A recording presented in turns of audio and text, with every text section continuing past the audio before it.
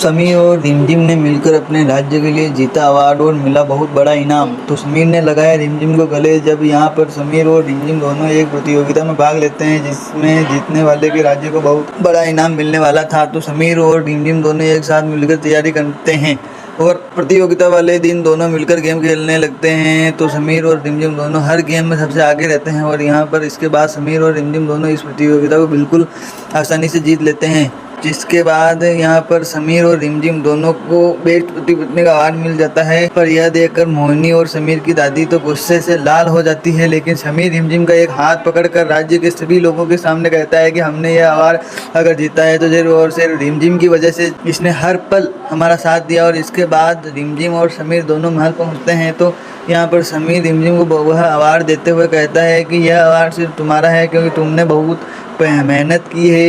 इसके लिए। और यहाँ पर समीर कह देता है कि रिमझिम आज तुम्हारी मेहनत की वजह से हमारे राज्य के लोगों को बहुत ज़्यादा पैसे मिले हैं और इससे हमारे लोगों का भला हो सकेगा। और समीर रिमझिम को गले लगा लेता है और कहता है कि सच में तुम एक बेस्ट पत्नी हो और एक बेस्ट रानी भी हो। यह कहकर समीर रिमझिम को कहता है कि हम तुम्हें आज ही रानी बनाने की घोषणा करते हैं और महल के सभी लोगों के सामने पूरे रीति रिवाज के साथ तुम्हें रानी बनाया जाएगा। यह सुनकर रिमझिम की आंखों में आंसू आ जाते हैं और रिमझिम का सपना पूरा हो जाता है कि आखिर आज समीर ने उसे पत्नी और रानी दोनों के रूप में अपना लिया है। लेकिन तभी यहाँ पर मोहिनी समीर की दादी को कहती है कि जल्दी कुछ कीजिए, नहीं तो यह रिमझिम अगर रानी बन गई तो फिर हम कभी भी इसको समीर से अलग नहीं कर पाएंगे। और इसलिए अब समीर की दादी मोहिनी को कह देती है कि अब तुम चिंता मत करो, मैं कुछ ऐसा करूंगी जिससे कि रिमझिम और रानी तो बनना बहुत दूर की बात है और समीर उसे महल में नहीं रखेगा और धक्के मारकर निकाल देगा। जिसके बाद समीर की दादी एक नकली पंडित जी को लेकर आती है और वह पंडित जी समीर को भड़काएंगे कि रिमझिम इस महल के लिए नहीं है और अगर रिमझिम